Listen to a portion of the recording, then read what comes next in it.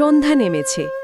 গ্রামের এক কোণে একা বসে আছে ছোট্ট মেয়ে মুনিয়া।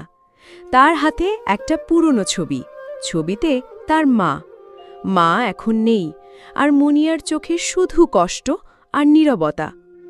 চারদিকে পাখিরা ফিরে যাচ্ছে বাসায়, কিন্তু মুনিয়ার কাছে কোনো গন্তব্য নেই। ঠিক তখনই কোথার থেকে যেন একটি নীল চকচকে কবুতর এসে তার পাশে বসে। পাখিটির চোখে অদ্ভুত মায়া, এক ধরনের কথা যেন বলতে চায় সে। মুনিয়া অবাক হয়ে তাকিয়ে থাকে। কবুতরটি হঠাৎ ডানায় ঝলক দিয়ে আকাশের দিকে তাকায় আর মায়াবী কায়ায় বড় হয়ে ওঠে।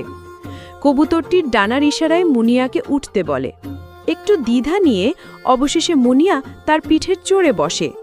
তারপরই তারা ভেসে ওঠে আকাশে, ধীরে ধীরে, যেন স্বপ্নের ভেতর দিয়ে যাচ্ছে তারা।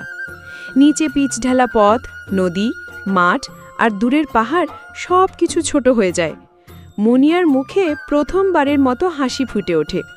কবুতরের পিঠে বসে সে দেখে তারার নিচে পৃথিবী কত সুন্দর, কত শান্ত।